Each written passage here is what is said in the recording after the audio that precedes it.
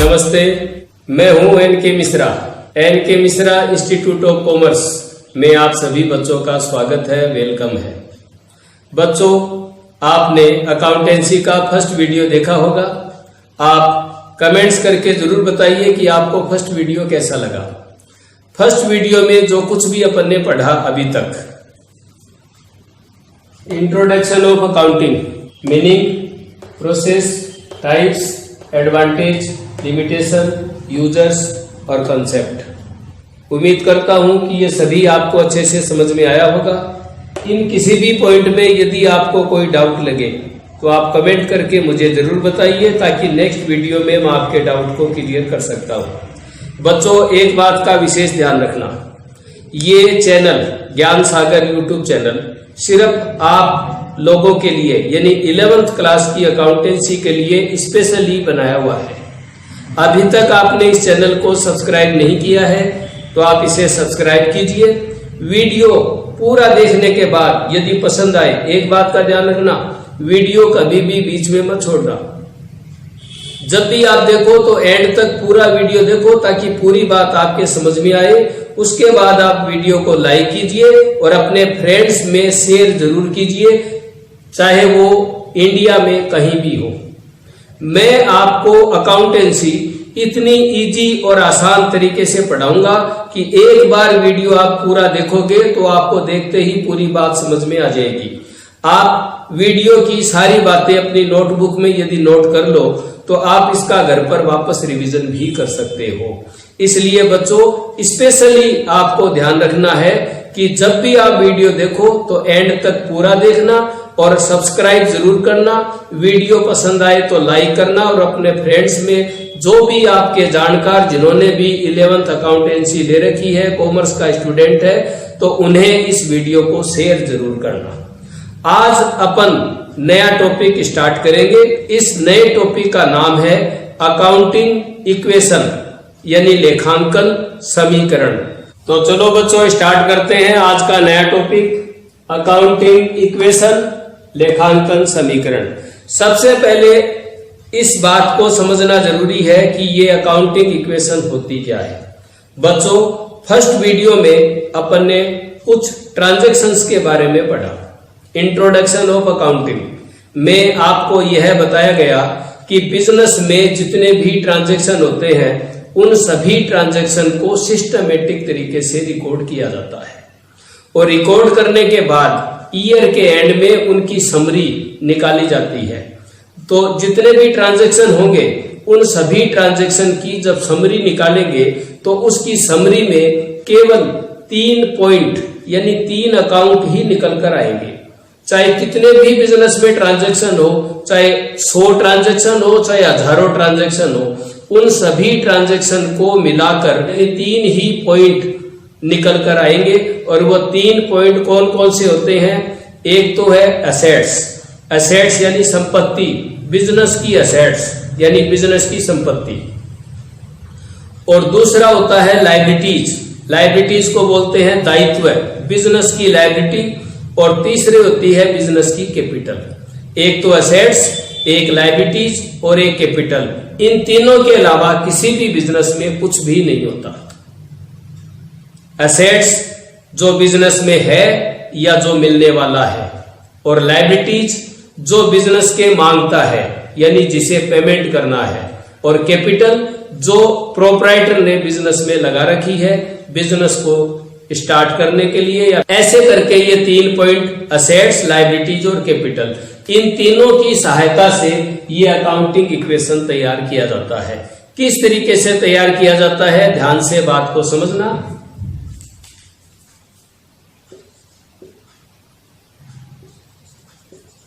Assets is equal to liabilities plus capital. Assets is equal to liabilities plus capital.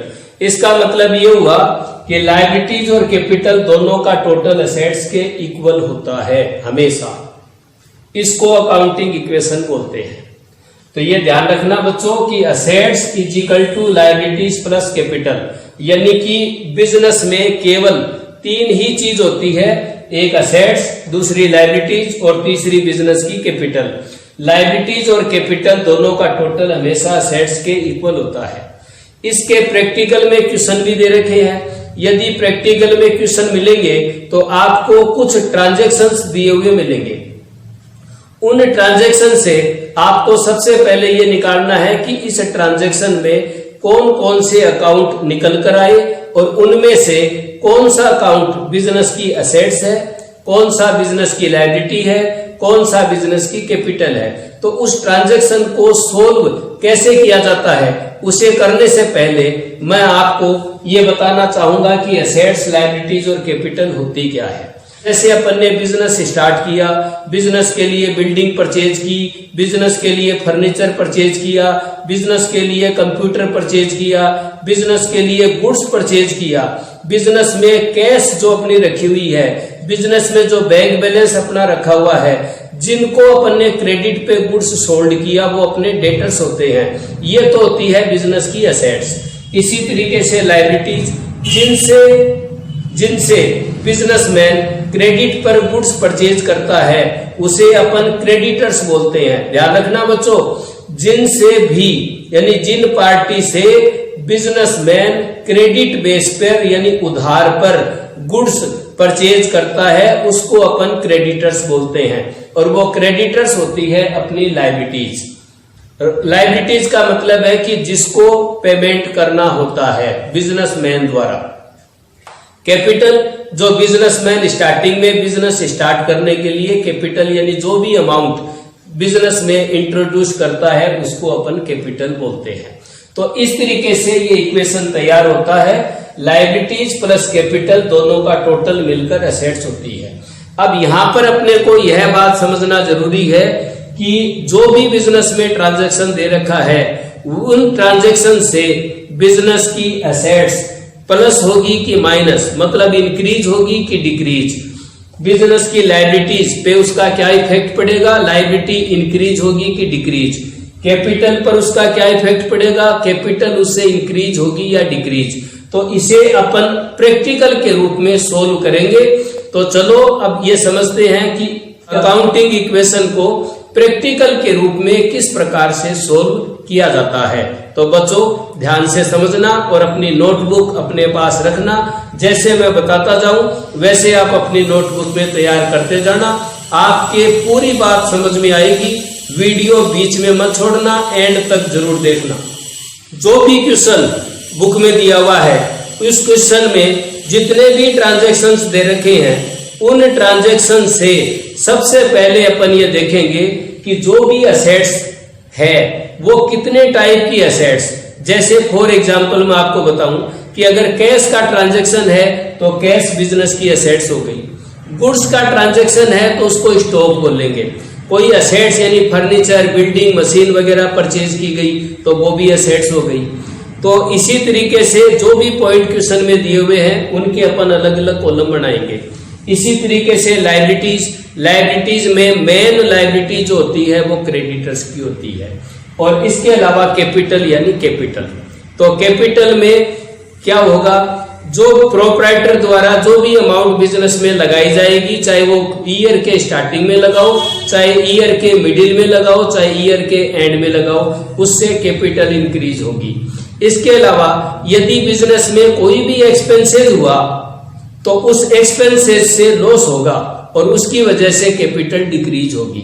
यदि business में कोई income हुई जैसे interest received, commission received, ये business की इनकम है तो ये प्रॉफिट है और प्रॉफिट कैपिटल में ऐड होगा, यानी लॉस तो कैपिटल में से लेस होगा और प्रॉफिट कैपिटल में ऐड यानी प्लस होगा।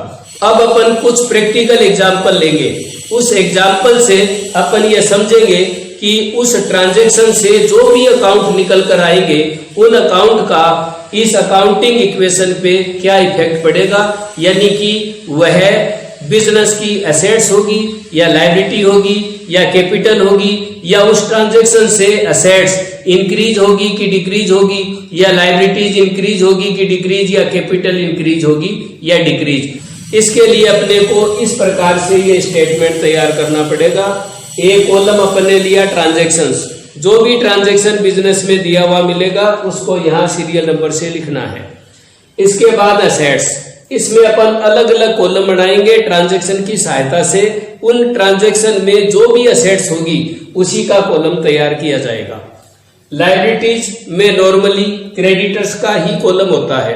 क्रेडिटर्स का मतलब क्या होता है? बिजनेसमैन जिससे भी गुड्स क्रेडिट बेस पे यानी उधार पर गुड्स परचेज करता है उसे बिजनेस का क्रेडिटर्स माना जाता है, और ये बिजनेस की कैपिटल। तो असेट्स, लायबिलिटीज, कैपिटल, इन दोनों का टोटल इसके इक्वल होना चाहिए। अब अपन यहाँ पर कुछ ट्रांजैक्शन लेते हैं और बाद में उन ट्रांजैक्शन को एक एक करके सोल्व करेंगे, और किस तरीके से किया जाएगा उसको आप ध्यान से समझना।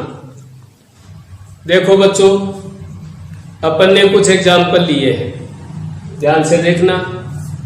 Harish started business with cash ₹1 lakh. Harish ने 1 लाख रुपए से बिजनेस स्टार्ट किया, तो 1 लाख रुपए बिजनेस में कैश के रूप में आए, तो एक तो हो गया कैश और दूसरी हो गई कैपिटल। तो ध्यान रखना कि जितनी अमाउंट से बिजनेस स्टार्ट किया जाता है उस अमाउंट को बिजनेस की कैपिटल माना जाता है। तो कैश और कैपिटल, तो अपन एक कॉलम तो यहाँ कैश तो बिजनेस की हमेशा असेट्स होती है, ध्यान रखना। Purchase goods from ₹50,000 for cash, यहाँ पे एक बात का ध्यान रखना, गुड्स को हमेशा स्टॉक बोलते हैं। तो स्टॉक और कैश का कॉलम अपन ने बना लिया। स्टॉक भी बिजनेस की एसेट्स होती है, तो एक कॉलम बनेगा stock. Sold goods on cash, goods यानी स्टॉक और कैश, तो कैश और स्टॉक दोनों का कॉलम अपने पास है।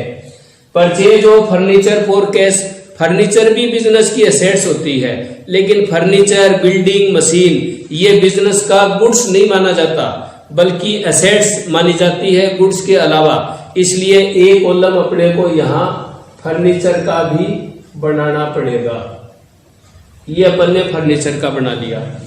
सैलरी पेड, सैलरी बिजनेस का एक्सपेंसेज होता है। चाहे बिजनेस में एक्सपेंसेज हो चाहे इनकम हो, उस एक्सपेंसेज और इनकम का इफेक्ट बिजनेस की कैपिटल पर पड़ता है और कैश पर पड़ता है।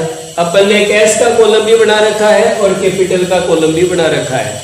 लास्ट जो ट्रांजैक्शन है वो है purchase goods for ₹25,000 on credit. जिस पार्टी से यानी किसी से भी अगर क्रेडिट यानी उधार पर गुड्स परचेज किया जाएगा उसको बिजनेस का क्रेडिटर्स बोलते हैं। यानी जिस पार्टी से गुड्स परचेज किया गया वो बिजनेस का क्रेडिटर्स यानी लायबिलिटीज होती है, तो क्योंकि उसको फ्यूचर में पेमेंट करना पड़ेगा, तो ये कॉलम हो गया लायबिलिटी यानी क्रेडिटर्स का। अब एक एक ट्रांजैक्शन का इफेक्ट किस किस पर पड़ेगा, असेट्स पर, लायबिलिटी पर, कैपिटल, कैसे, तो बच्चों एक एक चीज को ध्यान से समझना। Harish started business with cash ₹1 lakh. Harish तो हो गया बिजनेस का प्रोपराइटर। अब यानी 1 लाख रुपए कैश से बिजनेस स्टार्ट किया, तो एक तो 1 लाख रुपए कैश और दूसरी चीज हो गई बिजनेस की कैपिटल। तो यहाँ पर कैश बिजनेस में आई इसका मतलब 1 लाख रुपए अपन कैश में प्लस करेंगे और 1 लाख रुपए ही अपन कैपिटल में भी प्लस करेंगे, क्योंकि ये बिजनेस की कैपिटल हो गई और ये बिजनेस में कैश आई रिसीव्ड हुई है। Next, purchase goods for ₹50,000 for cash. अपन किसी भी पार्टी से कैश में यदि गुड्स परचेज करते हैं तो बिजनेस में गुड्स तो आएगा और कैश जाएगी। इसका मतलब स्टॉक, गुड्स यानी स्टॉक तो इंक्रीज हो गया और कैश डिक्रीज हो गई। तो कैश में से तो करेंगे 50,000 माइनस और स्टॉक में करेंगे 50,000 प्लस, क्योंकि उससे स्टॉक इंक्रीज हो गया। इसी तरीके से sold goods on cash, cash में गुड्स सोल्ड किया, 10,000 रुपए की कॉस्ट का गुड्स 12,000 रुपए में सेल किया, तो सेल कितने की मानेंगे? 12,000 की। कैश कितनी रिसीव्ड होगी? 12,000, क्योंकि जितने में सेल किया उतनी ही अमाउंट रिसीव्ड होगी 12,000। तो कैश तो अपने पास में आ गई 12,000 प्लस, और जो गुड्स सोल्ड किया, सेल किया, उसकी वैल्यू रियल में कितनी थी 10,000 और वो गुड्स गया किसमें से स्टॉक में से। तो स्टॉक में से कितना गुड्स कम हो गया सेल करने की वजह से 10,000 का। तो यहाँ पर करेंगे माइनस के 10,000 और 10,000 रुपए की कॉस्ट का गुड्स 12,000 में सेल किया। इसका मतलब हुआ कि 2,000 रुपए का प्रॉफिट हो गया और ये प्रॉफिट कहाँ जाएगा कैपिटल में। और क्या करेंगे प्लस 2,000 क्योंकि प्रॉफिट है तो प्लस ही होगा। परचेज फर्नीचर फॉर कैश ₹5,000 5,000 का फर्नीचर परचेज किया तो फर्नीचर तो बिजनेस में आया और कैश बदले में गई, यानी कैश तो हो गई डिक्रीज और फर्नीचर हो गया इंक्रीज। तो कैश में से तो करेंगे माइनस के 5,000 और फर्नीचर में करेंगे प्लस के 5,000 और इन पे इसका कोई इफेक्ट पड़ेगा नहीं। अब यानी सैलरी पेड ₹2,000 तो सैलरी 2,000 रुपए पेमेंट की तो कैश तो गई तो कैश में से तो करेंगे माइनस। और ध्यान ये रखना कि सैलरी बिजनेस का एक्सपेंसेज होता है और एक्सपेंसेज हो या इनकम उसका इफेक्ट कैपिटल पर पड़ेगा। तो एक्सपेंसेज की वजह से बिजनेस की कैपिटल 2,000 से कम हो जाएगी। तो यहाँ पर अपन दिखाएंगे माइनस के 2,000, ये कैपिटल इसकी कम हो गई। और अब है परचेज गुड्स फॉर ₹25,000 क्रेडिट, यानी 25,000 रुपए का गुड्स क्रेडिट यानी उधार पर परचेज किया। और उधार परचेज करने का मतलब स्टॉक गुड्स तो आया तो गुड्स में तो करेंगे स्टॉक में तो करेंगे इसको प्लस के 25,000 और जिससे क्रेडिट परचेज किया वो हो गया बिजनेस का क्रेडिटर्स। तो उसको क्रेडिटर्स में दिखाएंगे यानी लायबिलिटीज में 25,000। ये क्रेडिटर्स का कॉलम है, यहाँ पर लिखो 25,000। तो इस तरीके से अपन ने कुछ एग्जाम्पल लिए और उस एग्जाम्पल को अकाउंटिंग इक्वेशन में किस प्रकार से सोल्व किया जाता है। अब इनका यदि अपन टोटल करेंगे तो एसेट्स का टोटल, लायबिलिटीज का टोटल और कैपिटल का टोटल जो अपनी इक्वेशन थी assets is equal to liability plus capital, यानी लायबिलिटी और कैपिटल दोनों का टोटल एसेट्स के इक्वल आना चाहिए। तो लगाते हैं टोटल,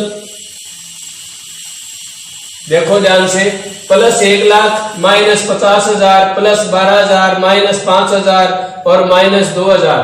इस तरीके से यदि अपन इसका टोटल करते हैं, ये प्लस 50,000 माइनस के 10,000 तो ये हो गए 40 और 25 65,000 यानी 65,000 और ये प्लस के 5,000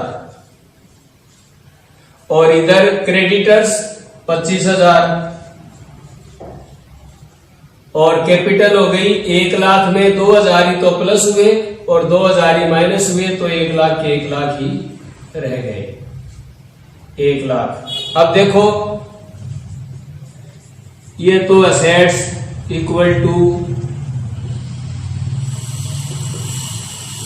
लायबिलिटी प्लस